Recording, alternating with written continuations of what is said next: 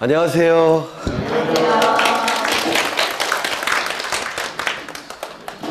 여전히 쑥스럽네요. 네. 318쪽 맞나요? 아닌가? 맞죠? 네. 지난 시간에 한 걸 잠시 확인을 하겠습니다. 지난 시간에 등기필 정보를 하셨는데요. 예전에 등기필증 제도가 두 가지 기능을 수행했다고 했죠.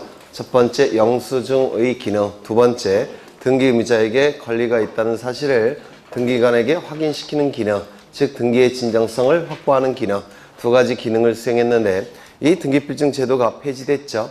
따라서 그 기능은 다른 제도가 대신한다고 했습니다. 영수증의 기능은 등기완료 통지가 그 기능을 대신하는 것이고, 등기의무자에게 권리가 있다는 사실을 등기관에게 확인시키는 기능, 즉 등기의 진정성을 확보하는 기능은 등기필 정보가 그 기능을 대신한다고 했습니다. 이 등기필 정보가 되기 위해서는 네 가지 요건이 충족이 돼야 되죠. 첫 번째, 권리에 관한 등기일 것. 두 번째, 등기 신청인이 존재할 것. 세 번째, 등기부에 새로운 등기 명의인이 기록될 것. 네 번째, 신청인과 등기부에 기록된 등기 명의인이 같은 사람일 것. 이 네 가지 요건이 충족이 될 때 등기필 정보가 작성 통지가 됩니다. 등기 명의인에게 작성 통지가 될 겁니다. 꼭 외워두셔야 돼요. 권리에 관한 등기일 것, 신청인이 존재할 것, 등기부에 새로운 등기 명의인이 기록될 것, 그리고 같은 사람일 것. 이때 이 새로운 등기 명의인에게 등기필 정보가 작성 통지가 된다고 했습니다. 그 다음에 소유권 보존 등기를 했었는데, 소유권 보존 등기를 신청할 수 있는 자, 등기 신청인을 4명 암기하셔야 된다고 했습니다. 첫 번째, 대장의 최초의 소유자로 등록된 자, 그 상속인, 그 밖에 포괄 승계인. 두 번째, 확정 판결에 의해서 소유권을 증명하는 자. 세 번째, 수용에 의해서 소유권 취득을 증명하는 자. 네 번째, 특별자치도지사, 시장, 군수, 자치구청장의 확인에 의해서 소유권을 증명하는 자. 이 넷은 보존 등기를 신청할 수 있는 것이고, 첫 번째부터 세 번째까지는 토지, 건물 보존 등기 신청이 가능하지만 마지막에 확인서는 건물 소유권 보존 등기 신청에 한한다라고 했습니다. 그 다음에 했던 것이 검인계약서인데, 검인계약서는 네 가지 요건이 충족이 될 때 검인계약서를 첨부한다고 했죠. 첫 번째 뭐였습니까? 등기원인이 계약일 때, 등기의 목적이 소유권 이전 등기를 목적으로 할 때, 부동산에 관한 실체관계와 부합하는 등기를 위해서 검인계약서를 첨부한다고 했습니다. 그 다음에 매매 목록과 거래가액 등기를 한 적이 있는데요. 2006년도 1월 1일 이후에 등기원인 증서가 계약서이고, 등기의 목적이 소유권 이전 등기를 목적으로 할 때는 부동산 거래계약 신고필증 정보를 등기소에 첨부한다고 했습니다. 그러면 등기관은 갑부의 권리자 및 기타란에 거래가액을 기록한다고 했는데, 이를 거래가액의 등기라고 말씀을 드렸습니다. 또한 당사자가 수인이거나 부동산이 수인일 때는 부동산 거래계약 신고필증 정보를 첨부하는 것이 아니라 매매 목록을 첨부한다고 했죠. 매매 목록이 첨부되면 갑부의 권리자 및 기타란에 매매 목록 번호를 기록한다고 했습니다. 2006년도 1월 1일 이후 등기원인 증서가 매매 계약서이고, 등기의 목적이 소유권 이전 등기를 목적으로 할 때 부동산 거래계약 신고필증 정보나 매매 목록을 첨부한다고 했습니다. 나중에 다 유용하게 써먹을 거예요. 그 다음에 한 것이 상속등기죠. 상속등기를 썼는데, 상속인이 수인일 때 먼저 법정 상속분에 의한 상속등기를 한다고 했죠. 법정 상속분에 의한 상속등기는 단독 신청입니까? 공동 신청입니까? 네? 기억 안 나세요? 네, 괜찮아요. 언젠간 나겠죠. 네, 단독 신청입니다. 단독 신청에 의해서 법정 상속분에 의한 상속등기를 했고, 그 다음에 뭘 했습니까? 상속재산 분할 협의를 했죠. 상속재산 분할 협의를 한 다음에 뭘 했습니까? 소유권 경정등기를 했습니다. 소유권 경정등기는 단독 공동 신청이라고 말씀을 드렸죠.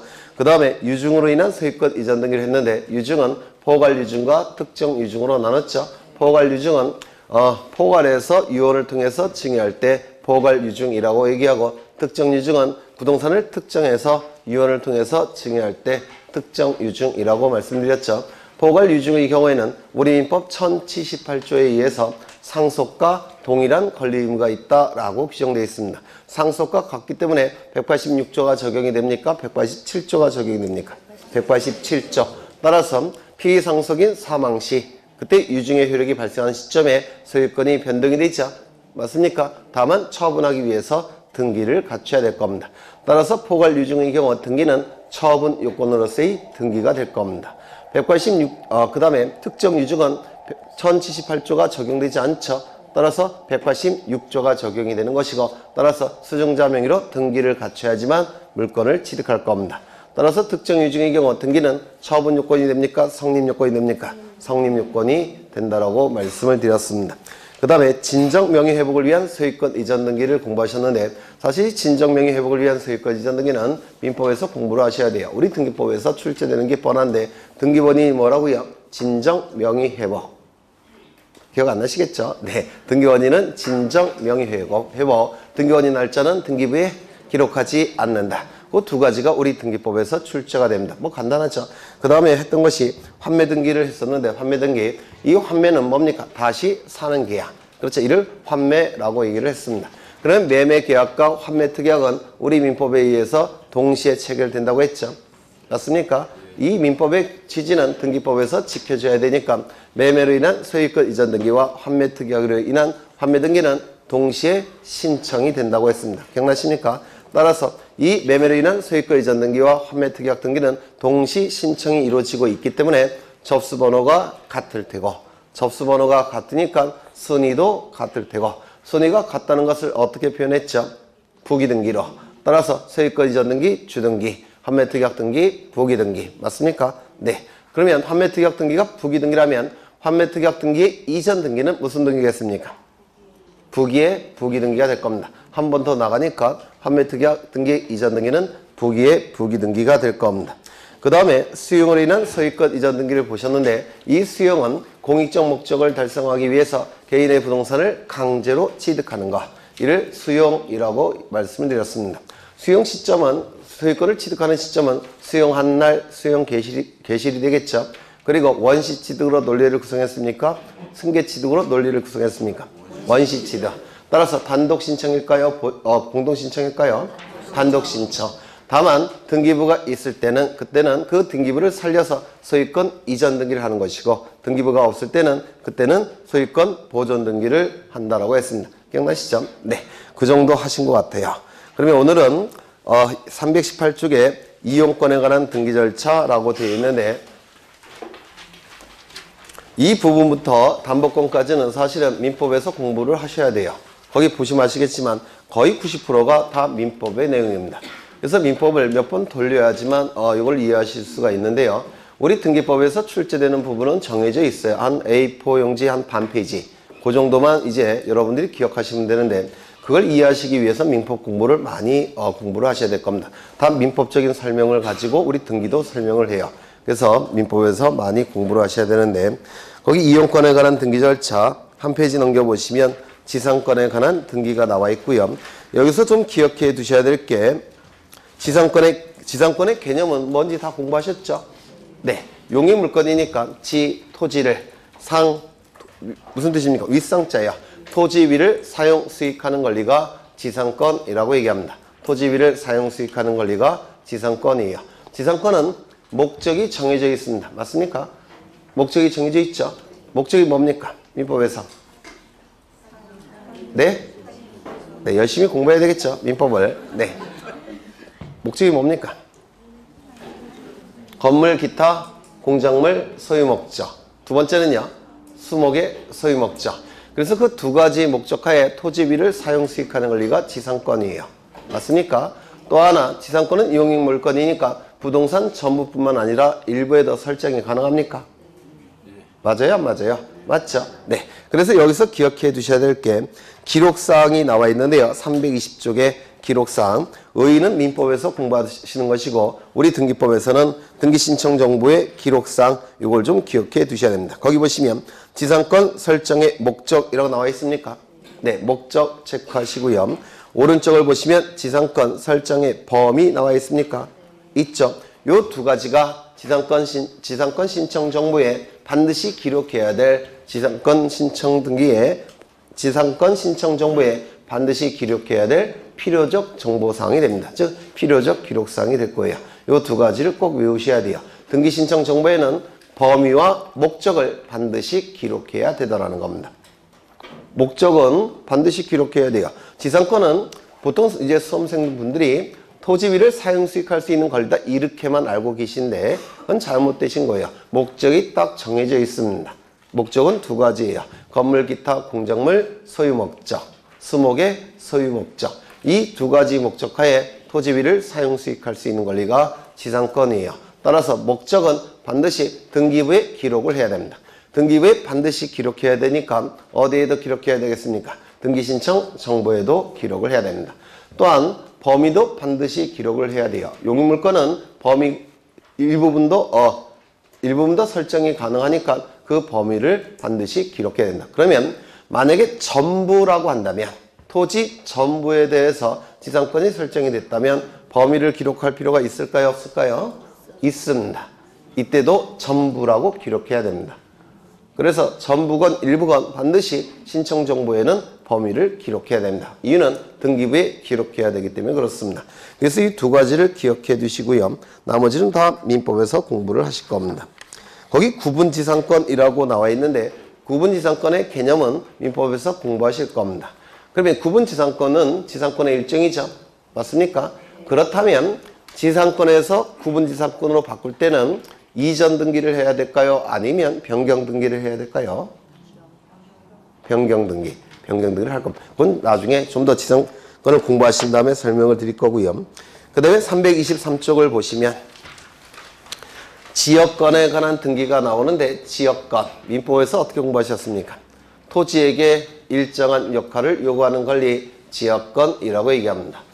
좀 더 정확하게 얘기하면 요역지가 승역지에게 일정한 역할을 요구하는 권리 지역권이라고 불러요. 지는 토지고 역은 역할이란 뜻이에요. 또한 이 지역권은 두 토지 간의 이용관계를 조절하는 권리죠. 두 토지 간의 이용관계를 조절하기 위해서 만들어진 권리입니다. 그래서 민법에서 배타성이 배제되어 있다 뭐 이런 거 설명 들으셨죠? 네.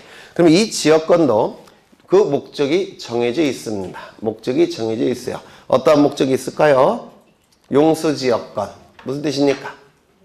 네, 물을 끌어다 쓸 목적으로 지역권이 설정이 될 때 용수지역권. 그 다음에 조망지역권. 조망을 목적으로 지역권이 설정이 될 때 조망지역권. 또 뭐 있을까요? 통행지역권. 이게 제일 중요하죠. 통행을 목적으로 지역권이 설정될 때 통행지역권. 이렇게 그 목적이 정해져 있고 등기부에도 반드시 기록해야 돼요. 그렇다면 신청정보에 기록해야 되겠습니까? 당연히 기록해야 됩니다. 또한 지역권은 승역지의 경우에는 전부뿐만 아니라 일부도 설정이 가능하죠. 승역지는 전부여도 되고 일부여도 상관이 없죠. 요역지는 전부이어만 되고 민법에서 하시죠? 네. 그러면 일부일 때, 이 지역권 일부일 때 범위를 반드시 기록해야 됩니다. 이것도 마찬가지로 전부일 때는 전부라고 기록해야 되고요. 일부일 때는 어느 지점부터 어느 지점까지인지를 기록해야 됩니다. 그래서 이 지역권은 목적과 범위를 반드시 기록해야 됩니다. 또한 지역권 설정 등기는 승역지 등기부에 할까요? 요역지 등기부에 할까요? 네, 승역지, 제한을 받는 토지 등기부인 승역지 등기부에 해야 됩니다. 그러면 이 지역권이라는 것은 요역지가 승역지에게 일정한 역할을 요구하는 권리가 바로 지역권이라고 했죠. 그러면 승역지 등기부에 요역지를 표시할 필요가 있을까요? 없을까요? 있겠죠. 승역지란 말 자체가 받들 승자, 역할이라는 뜻이에요. 받들은 역할을 하는 토지가 승역지예요. 그렇다면 승역지 등기부에 어떠한 토지를 받들고 있는지 요역지를 표시를 해야 됩니다. 따라서 이 지역권 설정 등기에서 등기부에는 반드시 기록해야 될 내용이 세 가지예요. 첫 번째 목적, 두 번째 범위, 세 번째 요역지 표시. 이 세 가지를 등기부에 반드시 기록해야 된다. 그렇다면 신청 정보에도 반드시 기록해야 될 겁니다. 그래서 지역권에 기억하셔야 될 게 거기 기록상이 있죠. 기록상, 목적, 범위, 요역지 표시. 물론 요역지 등기부에는 승역지도 표시가 되지만 보통 정확하게는 요역지 표시를 얘기하는 겁니다. 그래서 요역지 표시, 목적, 범위 이 세 가지를 신청 정보에 반드시 기록을 해야 될 겁니다. 넘겨보시면 하나 더, 지역권 설정되기 위해서는 우리 민법 186조에 의해서 지역권 설정 계약 플러스 지역권 설정 등기까지 있어야지만 지역권이 설정이 됩니다. 법률행위 플러스 등기 물권 변동. 맞습니까? 그러면 지역권 이전 등기라는 건 존재할까요? 존재하지 않을까요? 존재하지 않습니까? 왜요? 지역권에서 부정성, 수반성 공부하신 적 있습니까? 네. 부정성, 정확하게는 부정성인데요. 부정성 때문에 유역지 소유자와 지역권은, 유역지 소유권과 지역권은 같이 움직입니다. 민법에서 하실 거예요. 그러면 유역지 소유권을 다른 자에게 이전을 시키면 지역권도 자동적으로 따라갑니다. 따라서 지역권 이전 등기라는 걸 구태여할 필요가 없습니다. 그래서 우리 민법과 등기법에서는 지역권 이전 등기라는 것은 인정하지 않습니다. 민법에서도 한번 출제가 됐고 등기법에서도 한번 출제가 됐습니다. 지역권 이전 등기라는 건 존재하지 않습니다. 나중에 민법에서 또 공부하실 거예요. 그 다음에 전세권을 보실 텐데 전세권은 전적으로 세대로 살 수 있는 권리가 전세권이죠. 이 전세권은 우리 민법 186조가 약간 변형돼서 적용이 됩니다. 따라서 전세권 설정 계약, 전세권 설정 등기 이 두 가지만 있다고 해서 전세권이 설정되지 않아요. 뭐까지 추가돼야 됩니까? 전세금 지급. 그래서 이 전세금 지급을 민법에서 전세권의 성립 요소다 이렇게 공부를 하실 겁니다. 그래서 이 전세금이 있어야지만 전세권이 존재하는 겁니다. 전세금이 없다면 전세권이 존재할 수가 없어요. 그렇다면 등기부에는 전세금을 반드시 기록해야 되겠습니까? 네. 기록해야 됩니다. 따라서 이 등기부의 전세권 등기, 이 경우에는 등기부의 전세금을 반드시 기록해야 됩니다. 또한 용의물권이죠. 용의물권이기 때문에 전부 또는 일부도 가능하죠. 맞습니까? 전부, 일부. 세 번째, 이 전세권은 사용 목적이 있을까요? 없을까요? 민법에서. 네, 원칙이. 전세권도 목적이 있습니까? 민법 공부를 열심히 해야 되겠죠? 네. 전세권은 지상권과 지역권과 달리 목적이 없습니다. 그 용도에 쫓아 사용 수익할 수 있는 권리라서 용도에 쫓기만 하면 사용 수익할 수 있는 권리예요. 따라서 정해진 목적이 없습니다. 물론 특약에 의해서 정할 수 있지만 그건 예외적인 것이고 전세권은 목적이 정해져 있지 않습니다. 그렇다면 전세권 등기부에 전세권의 설정 목적을 기록할 이유가 있을까요? 없을까요? 없습니다. 전세권은 목적이 존재하지 않기 때문에 그렇습니다. 따라서 전세권 설정 등기에서 등기부에 반드시 기록해야 될 내용은 범위와 전세금입니다. 범위, 전세금. 이 두 가지를 좀 기억해 두셔야 돼요.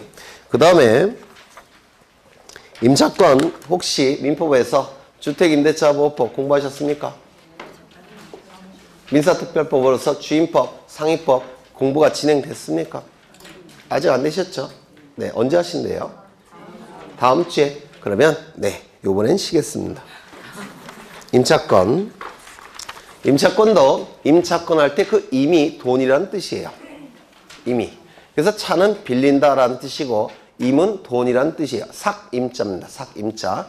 그래서 돈을 주고 빌릴 수 있는 권리를 임차권이라고 부릅니다. 따라서 이 임차권도 그 차임이 바로 성립 요소가 돼버려요. 개념 자체가. 그러면 임차권 등기에서 반드시 기록해야 될 내용이 뭘까요? 차임이 돼버립니다.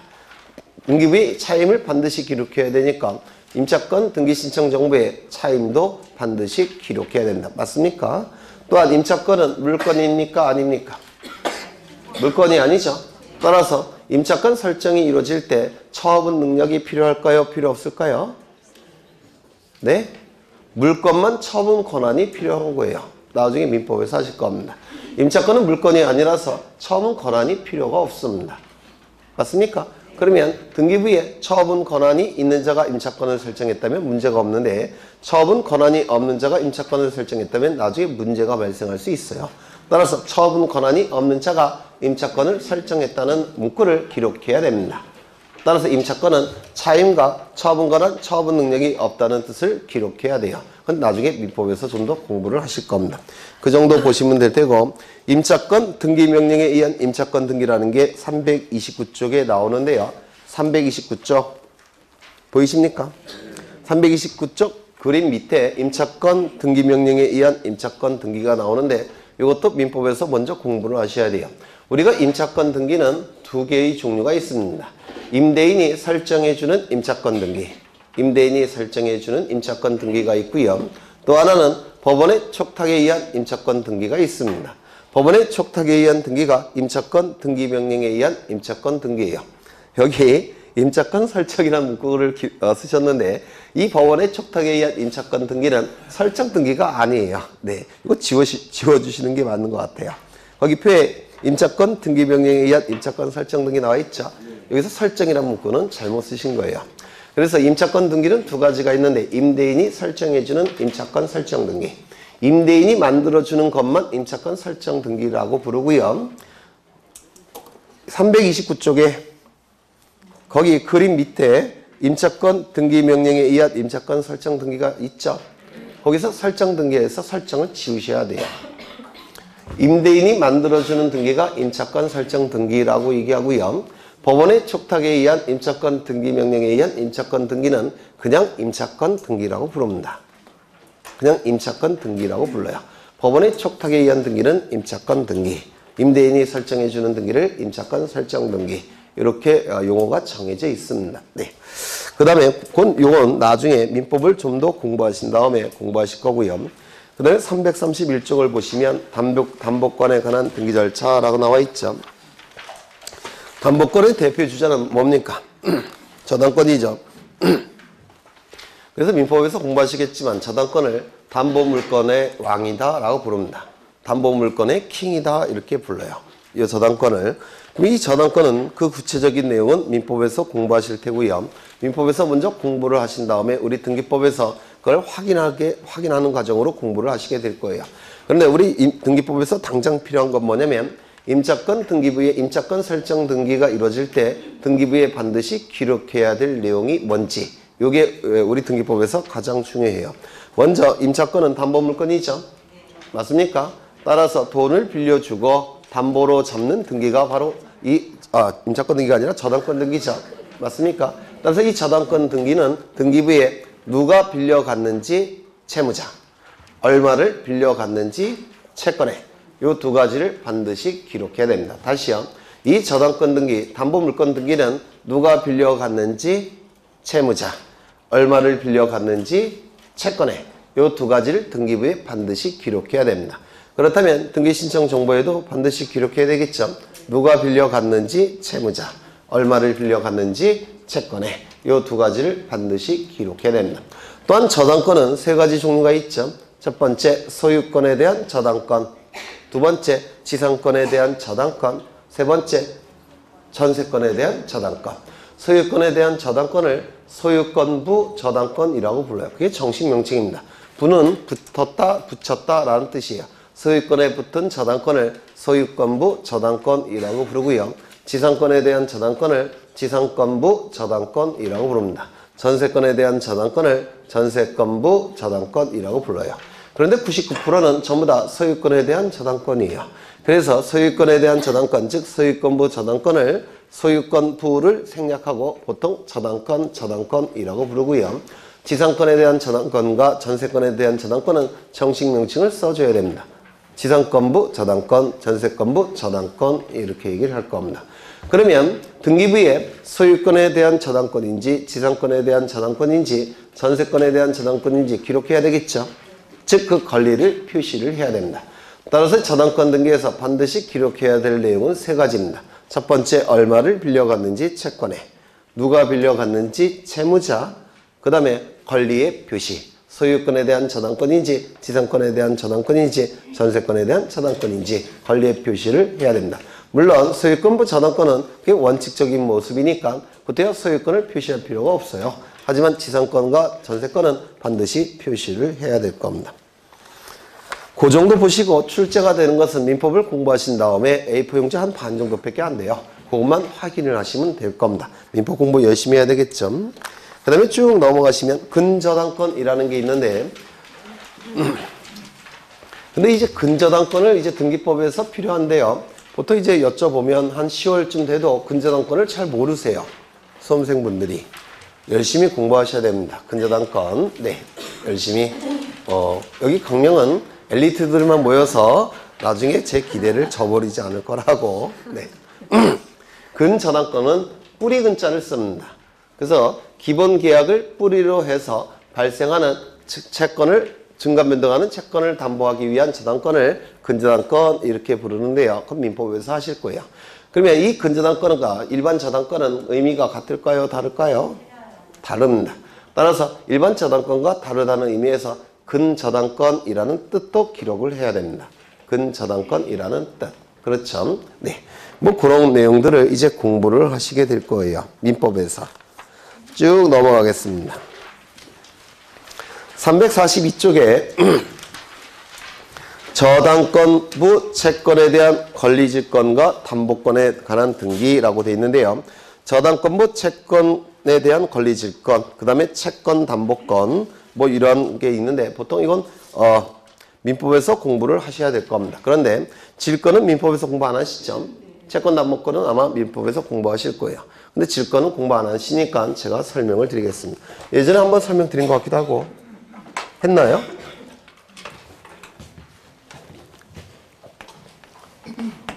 이거는 부동산이고요. 소유자는 갑입니다. 갑이 을로부터 10억 원을 빌립니다. 그냥 안 빌려주겠죠? 담보를 요구할 겁니다. 따라서 부동산을 담보로 제공할 텐데 부동산에 대한 담보 제공은 저당권을 설정해 주는 겁니다. 그러면 을은 두 가지 권리를 취득합니다. 첫 번째, 10억 원을 빌려줬으니까 10억 원의 채권이 발생을 할 겁니다. 맞습니까? 또한 두 번째 맞죠? 네. 저당권 설정 등기를 하고, 저당권 등기를 하고, 저당권도 취득할 겁니다. 이 저당권 등기는 소유자로부터 첫 번째 도출됐기 때문에 주등기입니까? 부기등기입니까? 네? 주등기가 될 겁니다. 맞습니까? 안 맞아요. 맞죠? 이때 을은 돈이 필요합니다. 돈이 필요하기 때문에 요거를 갑에게 변제를 청구하면 되느냐. 아직 변제기가 1년이나 남았어요. 그런데 당장 5억 정도가 필요합니다. 그런데 갑에게 변제를 청구할 수는 없어요. 왜? 변제기가 남아있으니까. 그러면 을이 선택할 수 있는 방법은 요 채권을 병에게 담보로 제공하고 돈을 빌립니다. 얼마를? 5억 원을. 물론 병이 담보를 요구하겠죠. 담보를 요구할 겁니다. 따라서 이 채권을 담보로 제공을 합니다. 어떤 권리를 담보로 제공하냐면 질권이라는 것을 설정하게 돼요. 이 질권은 인질로 가질 수 있는 권리를 질권이라고 불러요. 그럼 이 병이 취득한 권리는 뭡니까? 5억 원을 빌려줬죠. 5억 원의 채권이 발생을 할 겁니다. 그리고 10억 원의 채권에 대해서 질권을 취득하겠죠. 맞습니까? 이를 채권질권이라고 불러요. 채권질권. 채권을 10억 원의 채권을 인질로 가질 수 있는 권리, 이를 채권질권이라고 부릅니다. 질권은 두 가지 종류가 있어요. 인질로 가질 수 있는 권리는 두 가지 종류가 있는데요. 첫 번째, 인질의 대상에 따라서 달라집니다. 인질의 대상이 동산일 때는 뭐라고 부를까요? 동산질권. 맞습니까? 그 다음에 이 인질이 권리일 때는 권리질권이라고 부릅니다. 동산을 인질로 가질 수 있는 권리, 동산질권. 권리를 인질로 가질 수 있는 권리를 권리질권이라고 불러요. 요 동산이니까 민법에서 부동산만 공부하는 거죠. 그래서 민법에서는 시험 범위 밖에 있습니다. 이 권리질권 중, 요 권리질권이 대부분은 채권이에요. 그래서 채권질권 이렇게 얘기를 하는 겁니다. 채권질권. 그러면 병은 을에게 10억 원을 빌려줬기 때문에 채권이 발생했죠. 그리고 을로부터 뭘 받았습니까? 10억 원의 채권을 인질로 담보받았죠. 맞습니까? 따라서 병이 취득하는 권리는 10억 원의 채권과 5억 원의 채권과 10억 원의 채권질권을 취득하게 됩니다. 이때 요 채권이 지금 담보로 넘어가고 있죠. 그럼 피담보 채권이 다른 자에게 넘어갈 때 이 저당권도 어떻게 됩니까? 같이 따라가죠. 이걸 뭐라고 얘기합니까? 부정성이요. 수반성. 그렇죠. 부정성은 이걸 헷갈려 하시는데요. 한자를 이해하시면 헷갈릴 필요가 없어요. 부는 붙일 붙자고 종은 끝난다라는 뜻이에요. 소멸한다라는 뜻입니다. 저당권은 피담보 채권에 붙어서 끝나는 성질이 있을 때 부종성이라고 불러요. 담보물건은 피담보채권에 붙어서 끝나는 성질이 있다는 겁니다. 따라서 피담보채권이 소멸이 되면 담보권도 거기에 붙어서 소멸이 되는 겁니다. 이게 부종성이에요. 수반성은 피담보채권과 같이 수반해서 이전되는 성질이 있을 때 수반성이라고 부릅니다. 개념이 완전히 달라요. 이 두 가지를 합해서 부수성이라고 부릅니다. 부수성. 민법에서 하실 거예요. 그러면 피담보채권이 지금 병에게 넘어가고 있죠. 인질로. 이게 넘어가고 있죠. 그러면 저당권도 수반성에 의해서 따라가야 됩니다. 맞습니까? 따라서 이 10억 원의 채권 질권은 저당권이 붙은 채권 질권이라고 불러요. 저당권부 채권 질권이라고 부릅니다. 그러면 저당권이 지금 을에서 병으로 넘어갔죠. 맞습니까? 따라서 이전 등기를 해야 될 겁니다. 이전 등기는 아니라 질권 등기를 하게 되는데요. 이 저당권이 등기가 가능하기 때문에 이 저당권은 채권 질권은 등기가 불가능합니다. 하지만 저당권이 등기가 가능해요. 맞습니까? 그럼 이 저당권 등기는 소유자로부터 몇 번째 도출되는 등기일까요? 두 번째. 따라서 무슨 등기? 부기등기. 즉 여기에 붙여서 기록하게 됩니다. 부기등기를 하게 돼요. 저당권부 채권 질권 등기는 부기등기다라고 얘기합니다. 채권 질권 자체는 등기가 불가능합니다. 하지만 저당권 등기가 가능해요. 따라서 저당권부 채권 질권 등기는 부기등기를 통해서 등기부에 기록이 됩니다. 요게 출제가 됩니다. 저당권부 채권 질권 등기는 무슨 등기? 부기등기. 요게 출제가 돼요. 소유자로부터 두 번째 도출되고 있기 때문에 저당권부 채권 질권은 부기등기한다. 사실 요것만 출제가 됩니다. 질권등기에서는. 네. 그 다음에 거기 343쪽을 보시면 표가 나와 있죠. 이거 별표 쳐져 있습니까? 네. 이거 다시 한번 암기를 하십니다.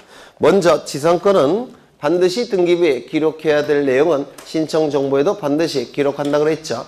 그러면 지상권은 반드시 기록해야 될 내용이 뭡니까? 첫 번째 용의물건이니까 범위. 두 번째 목적이 정해져 있다고 그랬죠. 목적. 두 번째 목적. 두 가지를 반드시 기록한다고 했습니다. 지역권 등기는 세 가지를 기록해야 되죠. 첫 번째 용의물건이니까 범위. 두 번째 목적이 정해져 있다고 그랬죠. 네, 통행 목적인지 조망 목적인지 용수 목적인지 목적이 정해져 있고 또한 이 지역권 설정 등기는 승역지 등기부에 기록하기 때문에 유역지 표시를 반드시 기록해야 된다고 했습니다. 그래서 세 가지 유역지 표시, 범위, 목적. 그렇죠. 전세권 등기는 용의물건이니까 범위.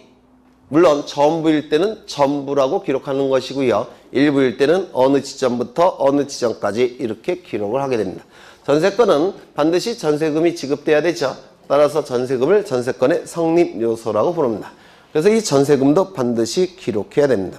그 다음에 저당권을 보시면 누가 빌려갔는지 채무자, 얼마를 빌려갔는지 채권에, 또한 전세권부 저당권이나 지상권부 저당권일 때는 그때는 그 권리도 표시한다고 했죠. 그렇죠. 그 다음에 임차권의 경우에는 차임을 반드시 기록해야 됩니다. 그 다음에 판매등기일 때는 매매대금, 매매비용. 기억나십니까? 매매대금, 매매비용을 반드시 기록을 해야 됩니다. 그 다음에 우측을 보시면 임의적 기록사항이 나와 있는데 제가 세 가지를 언급했는데 혹시 기억나십니까? 신청 정보할 때 임의적 기록사항은 약정이라는 문구가 있다든지 특약이라는 문구가 있다든지 합의라는 문구가 있다든지 또요 계약이라는 문구가 있다면 이는 임의적 기록사항이라고 했죠. 기억나십니까? 등기부에 기록하지 않아도 상관이 없는데 기록하기로 특약을 맺었다면 합의를 했다면 계약을 체결했다면 약정을 했다면 기록해야 되겠죠. 따라서 이를 임의적 기록사항이라고 얘기합니다. 이 임의적 기록사항인 약정, 특약, 합의, 계약은 반드시 등기법에 근거 규정이 있어야 된다고 했는데 기억나십니까? 또한 이 약정 등기는 무슨 등기 한다고 했습니까? 부기등기를 한다라고 했습니다. 두 번째, 그러면 구체적으로 어떠한 내용이 임의적 기록사항이냐? 뭐라고 했습니까? 기간의 의미가 있는 것. 그렇죠. 기간의 의미가 있는 것. 시기, 종기, 존속기간, 변제기 이딴 것들이 바로 임의적 기록사항이라고 했습니다. 세 번째, 돈의 의미가 있는 것도 임의적 기록사항이라고 했죠. 따라서 보증금, 지료, 또 뭐 있네요? 이자 이런 것들은 임의적 기록사항입니다. 그런데 예외적으로 돈의 의미가 있지만 필요적 기록사항이 있었죠. 3가지 정도는 암기를 하시라고 부탁을 드렸습니다. 전세권 등기에 있어서 전세금. 맞습니까? 전세권 등기에 있어서 전세금. 두 번째요. 임차권 등기에 있어서 차임. 임차권 등기에 있어서 차임. 환매 등기에 있어서 매매대금, 매매비용. 그렇죠. 환매 등기에 있어서 매매대금, 매매비용. 매매대금과 매매비용. 이 매매대금과 매매비용은 어떤 의미가 있냐면 환매대금입니다. 결국은. 환매대금이 매매대금, 매매비용이에요. 또한 저당권 등기에 있어서 채권액. 이런 것들을 반드시 기록해야 됩니다. 이런 문구가 거기 쭉 나와 있어요. 임의적 기록사항에. 네, 그 정도 보시면 될 것 같고요. 넘기겠습니다. 344쪽을 보시면 변경 등기가 나오는데요. 변경 등기. 이 변경 등기를 보시기 전에 먼저 이걸 좀 보셔야 되는데 예전에 했는지 안 했는지 모르겠는데 넓은 의미의 변경 등기라는 게 있습니다. 넓은 의미의 변경 등기. 광의의 변경 등기라고 불러요. 이 광의의 변경 등기는 크게 2가지가 있는데요. 좁은 의미의 변경 등기가 있고요. 좁은 의미의 변경 등기. 그리고 두 번째 경정 등기라는 게 있습니다. 그래서 광의의 변경 등기 안에는 좁은 의미의 변경 등기와 경정 등기 2가지가 있는데요. 요거를 생략해요, 보통. 생략해서 광의의 변경 등기 안에는 변경 등기와 경정 등기라는 게 있습니다. 그럼 이 변경 등기라는 게 뭐냐면 이 변경이 한자로 변화할 때 그 변자와 고칠 경자를 씁니다. 변경 등기가. 그럼 그 의미가 뭐냐면 부동산 권리에 관한 정보의 일부 변화가 나타났을 때 부동산 권리에 관한 정보의 일부 변화가 나타났다면 등기부에 기록된 정보와 일치합니까? 일치하지 않습니까? 일치하지 않게 되죠. 따라서 그 등기부를 고치는 등기, 고칠 경자예요.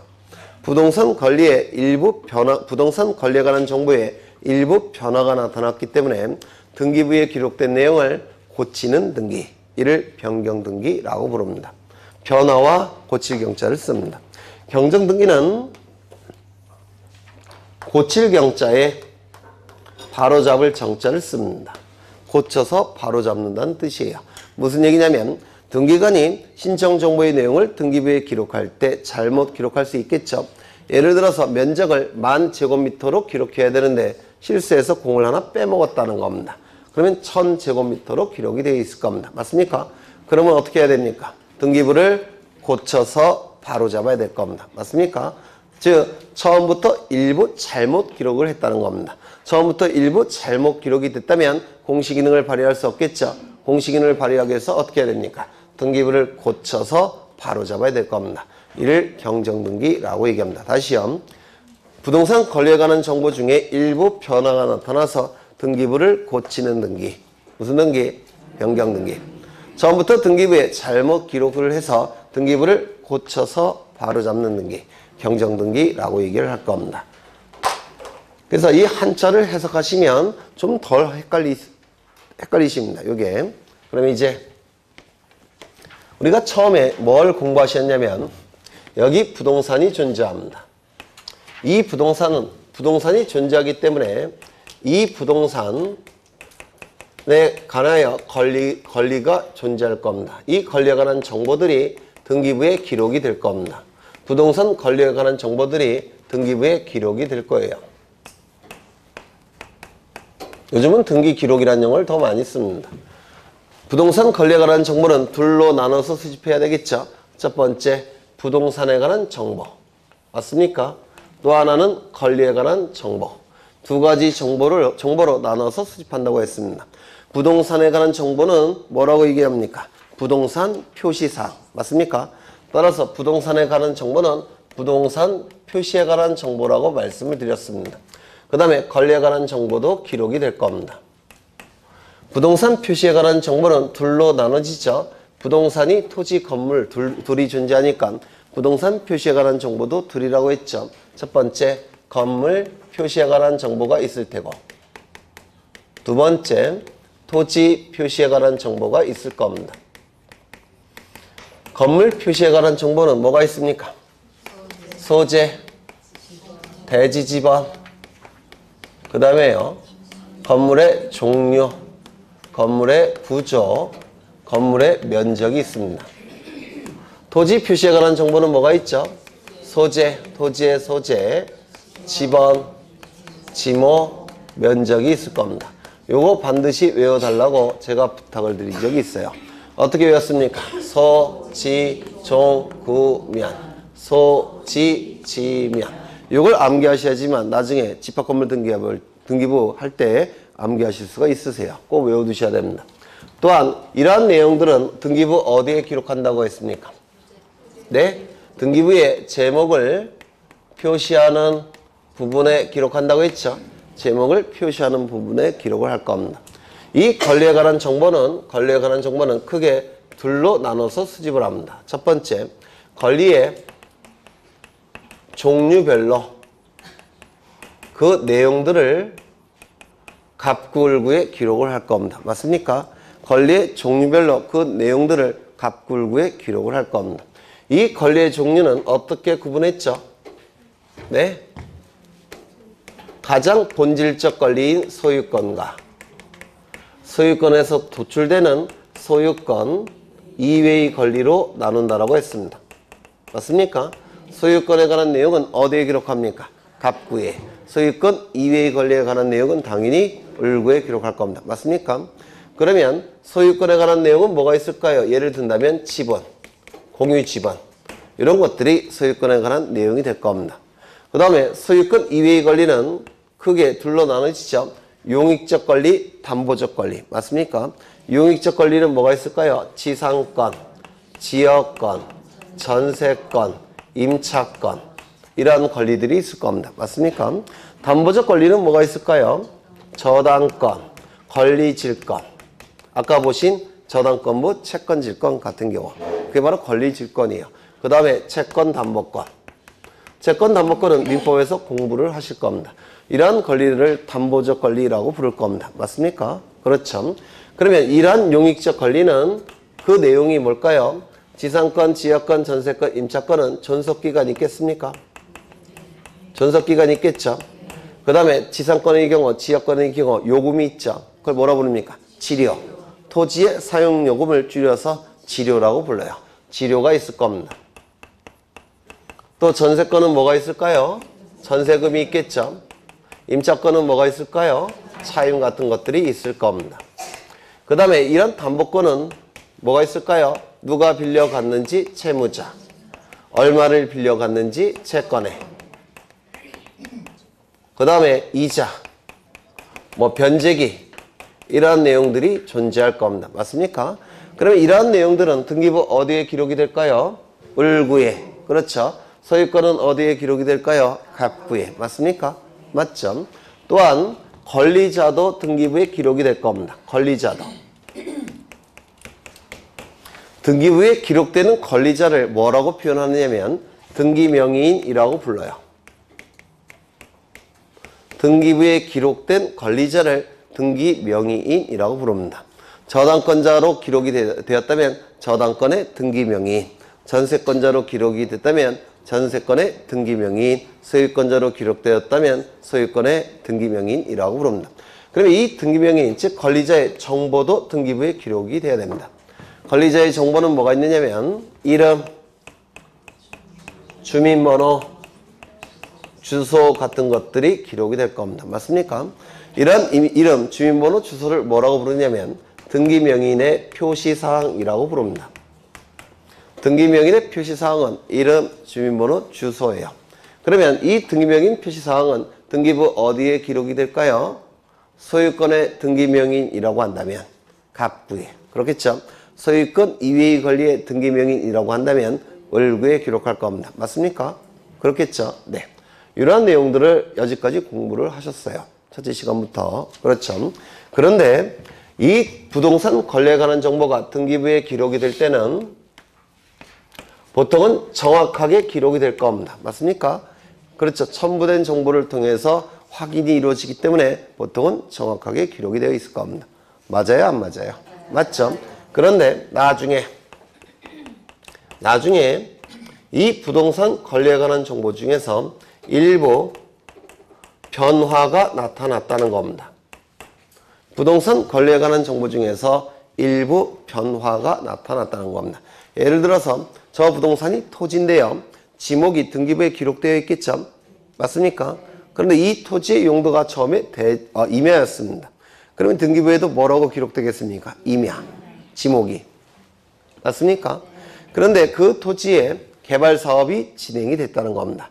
그래서 임야에서 건물이 올라가기 시작해서 대지로 바뀌었다는 겁니다. 그럴 수 있죠? 그렇게 일부 변화가 나타나더라는 겁니다. 그러면 임야에서 대지로 바뀌었는데 등기부에는 뭐라고 기록된 상태입니까? 임야로 기록된 상태죠? 그러면 이 변화와 기록된 내용은 일치하게 됩니까? 일치하지 않게 됩니까? 일치하지 않게 될 겁니다. 맞습니까? 그래서 일부 불일치가 발생을 하더라는 겁니다. 부동산 권리에 관한 정보 중에서 일부 변화가 나타났기 때문에 등기부에 기록된 내용과 일부 불일치가 발생을 하더라는 겁니다. 제가 금방 예를 든 것은 지목이 불일치가 발생을 하더라는 겁니다. 그런데 나중에 일부 변화가 나타났죠.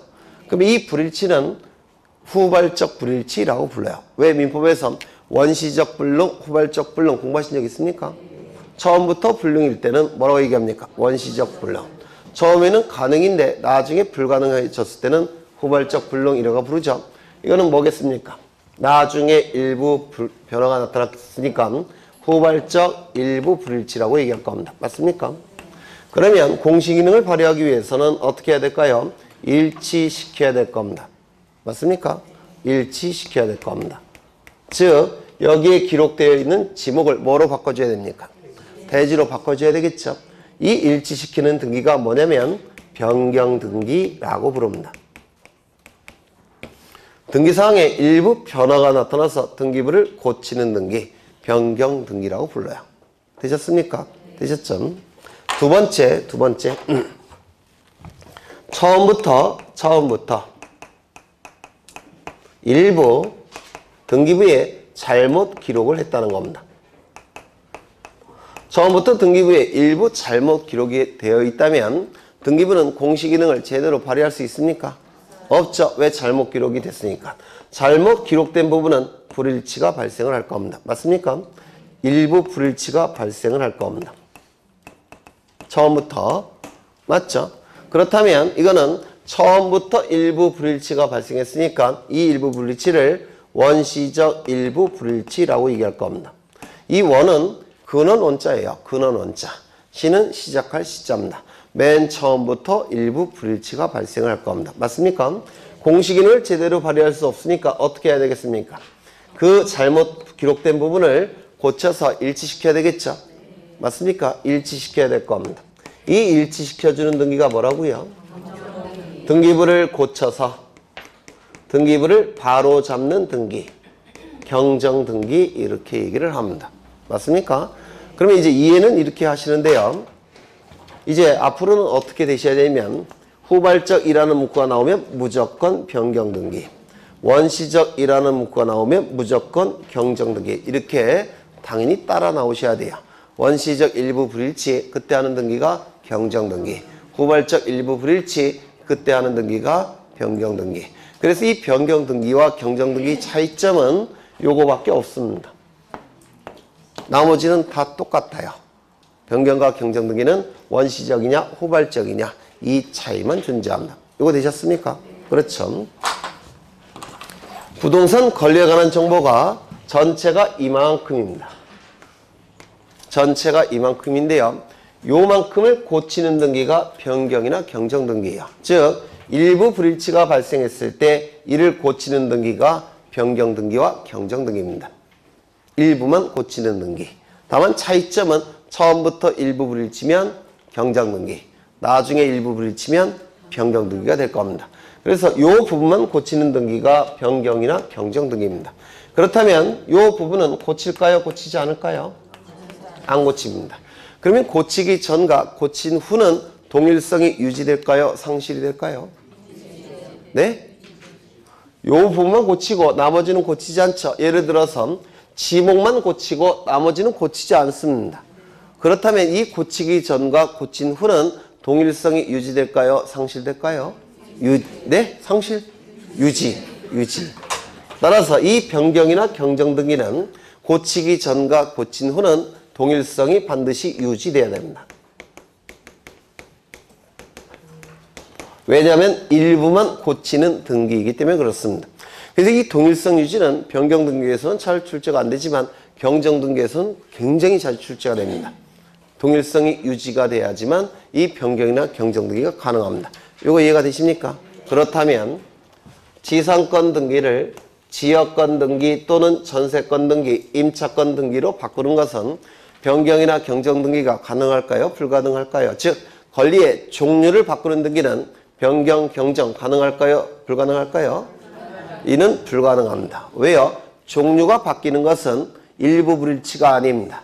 이는 전부 불일치예요. 맞습니까? 우리 시험에 이미 나왔어요. 법무사 시험에도 나왔고 일부 고치는 등기만 변경이나 경정 등기니까 종류가 바뀌는 것은 전부 불일치입니다. 변경, 경정이 불가능합니다.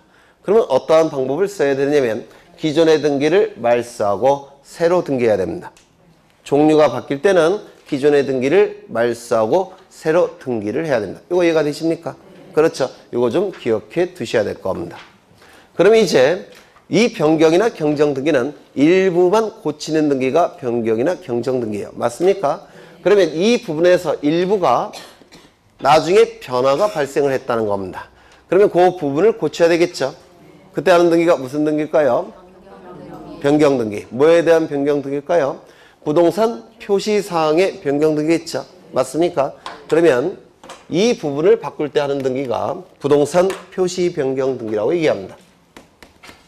부동산 표시 변경 등기라고 불러요.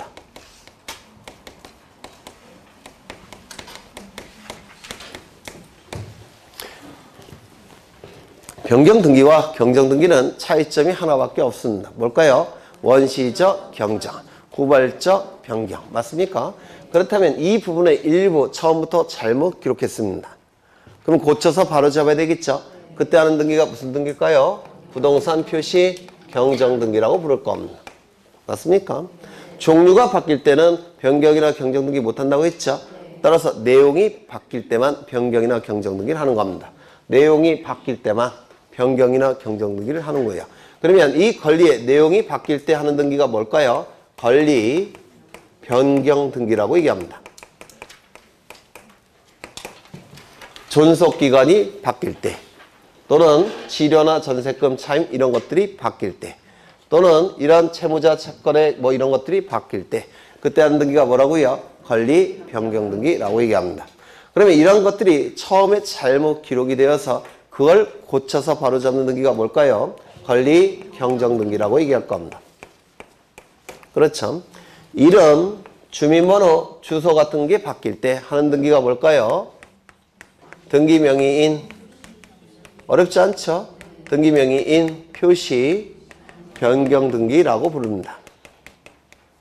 이름이나 주민번호나 주소를 처음부터 잘못 기록했을 때 이를 고쳐서 바로잡는 등기가 뭘까요? 등기명의인 표시 경정 등기라고 부를 겁니다.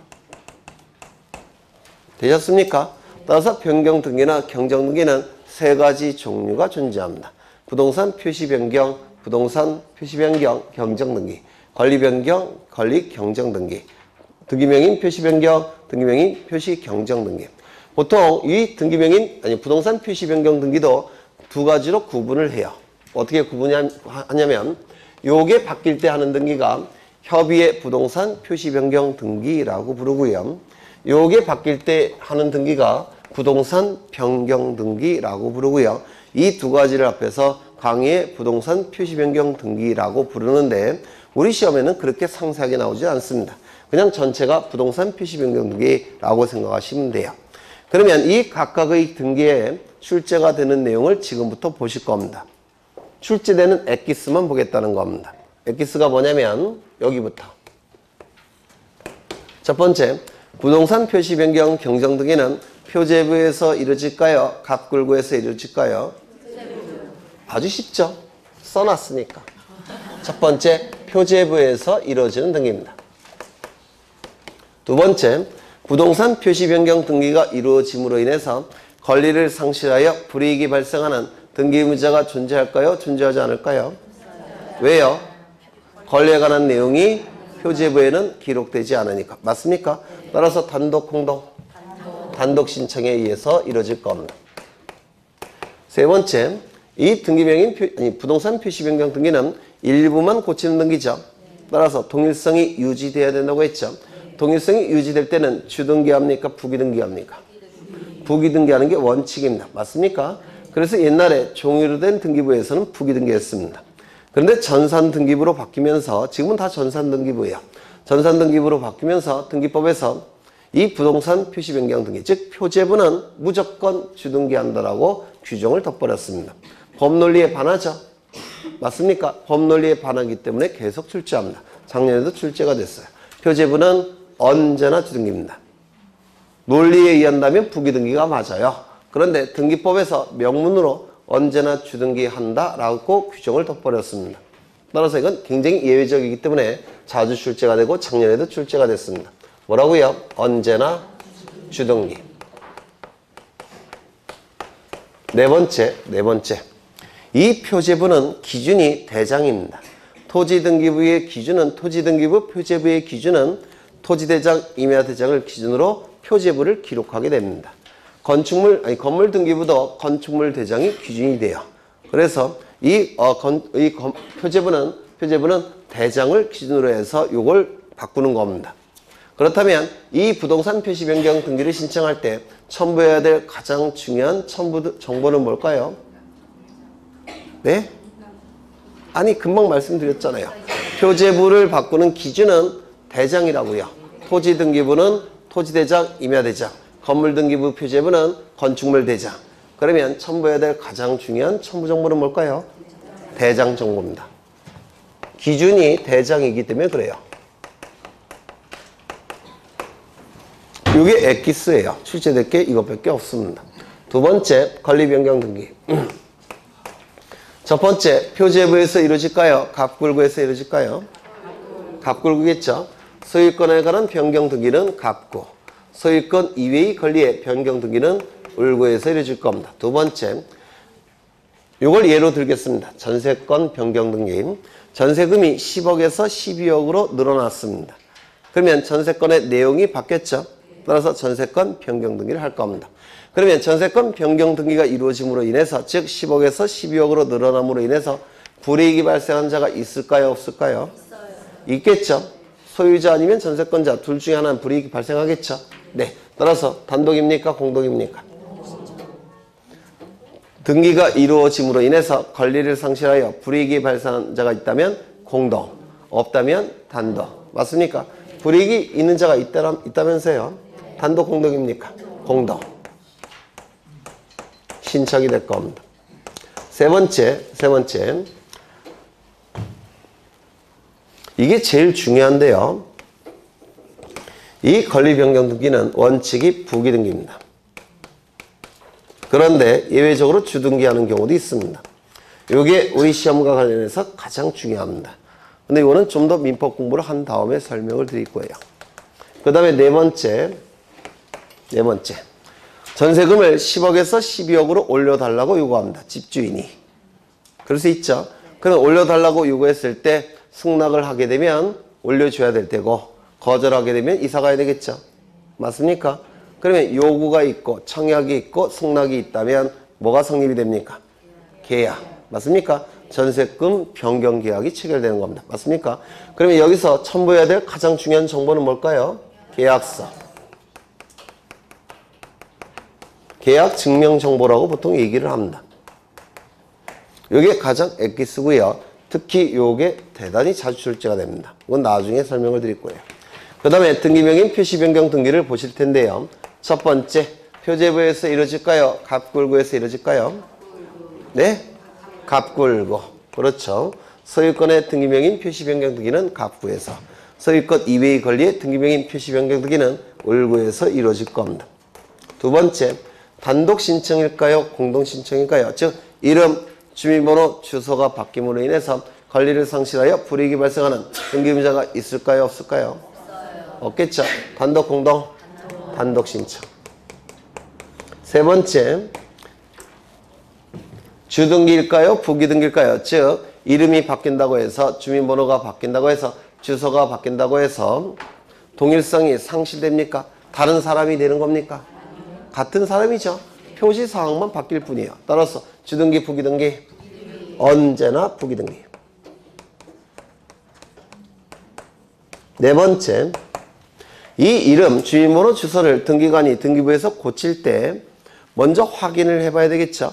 그럼 이름이 바뀌었다는 거, 주민번호가 바뀌었다는 거, 주소가 바뀌었다는 사실을 확인할 수 있는 자료를 신청인은 등기소에 제공해야 되겠죠. 그게 뭐일까요? 신분증도 됩니다. 보통은 가장 중요한 첨부 정보는 뭐냐면 신분증도 당연히 되고요. 주민등록 등초본이에요. 그래서 보통 첨부하는 정보는 주민등록 등초본이 됩니다. 요게 엑기스입니다. 그래서 이 변경 등기와 경정 등기는 대부분 여기서 출제를 해요. 물론 두 가지를 추가해야 되는데 첫 번째 뭐가 추가되느냐면 이 부동산 표시 변경 등기에서 하필 등기의 제한을 추가해야 됩니다. 근데 이 하필 등기의 제한은 굉장히 높은 민법적 지식을 필요해요. 민법의 지식을 필요합니다.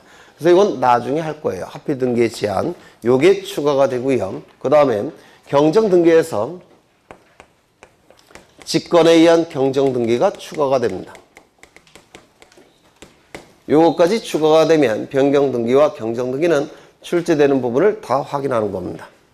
이게 두 가지가 추가가 되면. 요거는 민법 지식이 있어야지만 이해할 수 있기 때문에 나중에 할 거고요. 요 직권 경정 등기는 지금 보실 거예요. 잠시 쉬었다가. 이건 민법 지식이 필요 없으니까. 그렇죠? 네. 잠시 쉬었다 하겠습니다.